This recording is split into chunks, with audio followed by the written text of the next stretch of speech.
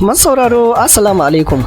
Barkanmu da sake kasancewa da ku a cikin wani sabon shirin duniyar labarai wanda yake zo muku daga nan sashen Hausa na Randawa Media Concept. Yau Litinin 27 ga watan 1 shekara ta 2020. Da farko ga kanunsu. Hukumar NIS ta hana wasu 'yan mata tara barin Najeriya a filin jirgi. An tayar da bom cikin masallaci a Borno. Shugaban ƙasa Buhari ya yi bayanin alaƙarsa da mataimakinsa Osinbajo. To madalla, yanzu kuma ga cikakkun labaran. 'Yan kunar bakin wake biyu sun kai harin bom cikin masallaci a garin Goza, jihar Borno a ranar Lahadi, inda yaro ɗaya ɗan shekarar 12 ya mutu yayin da mutane da dama suka jigata. Wani majiya daga gidan soja ya bayyana cewa 'yan kunar bakin waken sun ratsa cikin masallaci yayin da ake sallah. Kafin masallatan su ankara, 'yan kunar bakin waken sun shige cikin masallacin. Wannan hari ya faru ne a Gudub Nagadiyo da ke Bulabulin Gwaza. Daga baya sojin Battalion 192 suka isa wajen kuma suka yi wa masallacin zobe. Wani mazauni ya bayyana cewa alamun 'yan kunar bakin waken sun shiga cikin garin ne ranar Asabar da aka gudanar da ɗaurin aure a fadar sarkin Goza. Shugaban ƙasar Najeriya Muhammadu Buhari ya yi magana game da yadda alakarsa da mataimakinsa Farfesa Yemi Osinbajo take tafiya. Muhammadu Buhari ya yi wannan bayanin ne a lokacin da aka yi hira da shi a watan mujalla a jiya Lahadi, wato ranar 26 ga watan Janairun shekarar 2020. Buhari ya faɗa wa mujallar Taza Interview cewa babu wani saɓani da ake samu tsakaninsa da mataimakin nasa mai girma Farfesa Yemi Osinbajo. An wallafa bayanin wannan hira ne a ƙarshen makon da ya wuce, inda shugaban ƙasar ya taɓo batutuwan da suka shafi mulkinsa da kuma Najeriya. A cikin hirar, shugaban ƙasar da mujallar The Interview ya yi magana akan zaben shekarar 2023 da kuma abubuwan da Janar TY Danjuma yake faɗa a kansa. Da aka tambayi shugaban ƙasar ya yi wa dangantakarsa da ta mataimakinsa hisabi a mizani daga 1 zuwa 10, sai ya ce alaƙar su kyakkyawa ce. Babu wata matsala, ko kuwa shi Farfesa Yemi Osinbajo ya kawo muku korafi ne? Shugaban na Najeriya yake tambayar 'yan jarida a hirar tasu.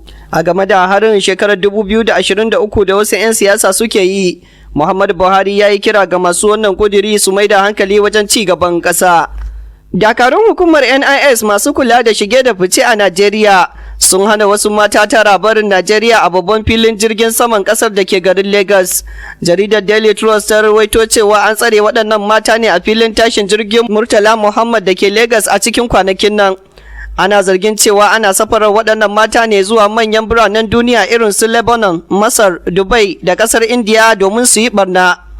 4 daga cikin waɗannan mata sun bayyana cewa za su tafi wurin aikin su ne a ƙasar waje, amma ba su iya faɗin ainihin inda suke aikin ba.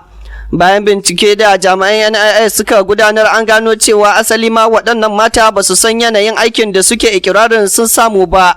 Hukumar NIS ta ƙasa ta bakin mai magana da yawunta ta bayyana cewa wasu dillalai ne suke ɗaukar nauyin fitar da waɗannan bayan Allah. Sunday James, wanda yake magana a madadin NIS, yake cewa mata biyu sun faɗi gaskiya da cewa mugun aiki zai fitar da su zuwa birnin Dubai. Sauran matan biyu kuma sun yi ƙaryar cewa za su je ganin likita ne a ƙasar Indiya, amma babu wasu takardu daga hukumar asibiti da suka gabatar. Shugaban hukumar NIS Muhammad Baban Dede ya gargaɗi iyaye da su rika bi a hankali wajen sakin 'ya'yansu kada su afkawa haɗari a waje. To kuna sauraron labaran duniya ne daga nan sashen Hausa na Randawa Media Concept, da fatan kuma kuna jin daɗin kasancewa tare da mu. Yanzu kuma lokaci ne da za mu shiga cikin shirin gonar nishaɗi.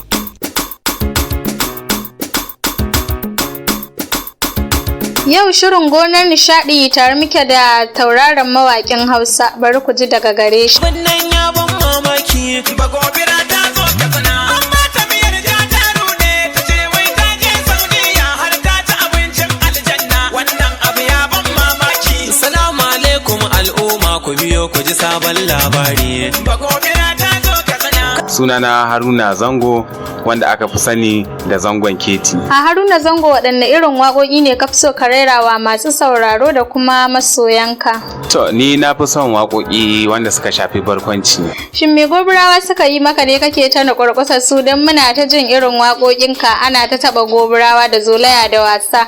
Shin ko kai abokin gobirawan ne? To haka ne, ka san inda aka ce ma baka tsine aka ce ba gobiri to akwai wasa a tsakanin su, to wannan dalilin ne yasa ake wannan waka domin tuna da wasu al'adu irin namu tsakanin Katsina da Gobira. Idan mai sauraro yana so ya fara waka shi ma ya fara rerawa, to ta ina zai fara kenan? To yana da kyau ka samu wani wanda yake gabanka a cikin harka domin ya sanar da kai yanda ake yi, yanda idan ka zo yi kai ma ba za ka sha wahala ba. Wace waka ce kake yi wa masoyanka albishir da ita domin su shirya zuwan tasu masu gwangwaje da ita? To ina ma masoyana albishir da waka wadda na shirya ta barkwanci ce ita ma wadda ake magana akan Haruna Zango da sojoji, ina masa albishir da ita. To gaskiya ina jin daɗi sosai ga yanayin da suke shirya wannan shirye-shirye nasu, kuma ina fatan Allah ya ƙara ɗaukaka wannan kamfani na Isaran da Media Concept, Allah ya taimaka ya kuma ƙara jagora. To masu saurare bari mu yi maku marfi da wannan waƙar ta matashin mawaƙin zamani wato Haruna Zango, wadda ita ce ya ce yana yi wa masu sauraro albishir da ita. Sojoji, hoyo, sojoji. Faɗa da soja ba da hanyar Zango na gane wannan. Hoyo Allah, wayo.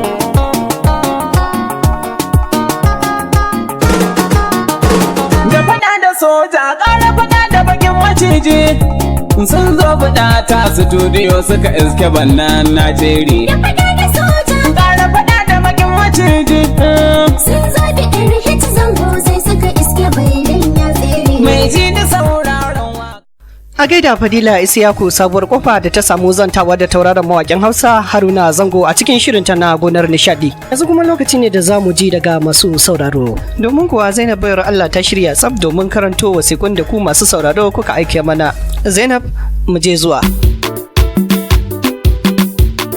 Shirin daga masu sauraro ne wanda muke karanto wasiƙun da ku masu sauraro kuke aiko mana a lambar wayar mu ta 0809764938. Wasiƙar mu ta farko a cikin shirin ta fito ne daga hannun Abba Musa Abba da ke Kano tarayyar Najeriya, yake cewa Najeriya kasar mu ta gado, mu talakawa mu natsu mu gane masoyan mu na asali masu kishin talaka don ci gaba ba domin cika aljihunan su ba. Dubi yadda wasu manyan 'yan siyasan jihohi kan yi saurin canza sheka da zarar jam'iyyar su ta faɗi sai kaga sun arta zuwa ga wata jam'iyya mai mulki. Wannan abin kaico ne ga demokuraɗiyya. Wasikar mu ta gaba ta fito ne daga Baba Gana Audu Gana Akara a birnin Ghana, cewa yake yi zaman lafiya yana samuwa ne idan gwamnatoci da masu hannu da shuni suka sawa ma matasa ayyukan yi da masana'antu. Kada mu ce mu idan mun tsallake ramin talauci to kowa ma ya fada, hakan ba daidai bane ba. Jinjina ga sashen Hausa na Randawa Media Concept, nagode. Wasikar mu ta ƙarshe ta fito ne daga Binta Sarari da ke Maradi a jamhuriyar Nijar, cewa take yi Allah ya taimaki masu kishin talaka su karɓi iko a ƙasar mu don ci gaban talakawa, su muke muradi. Allah kuma ya taimaki sojin Nijar bisa ƙwazonsu da suka yi don tabbatar da zaman lafiya a ƙasar. To da kuma wasikar Binta muka kawo ƙarshen shirin, amma kafin nan za mu sake karanto lambar da za ku iya turo da saƙonninku mu kuma mu karanta a cikin shirin na daga masu sauraro. Lambar ita ce 0807649938, ita ce lambar. Mu kasance lafiya.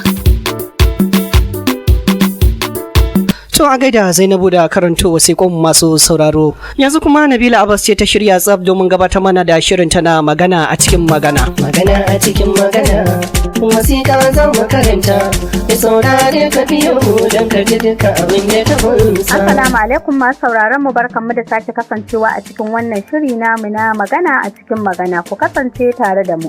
Wasiƙar mu ta yau cewa take 'yan Najeriya a gaishe ku, babbar ƙasa da manyan mutane na Najeriya ƙasar mu ta gado.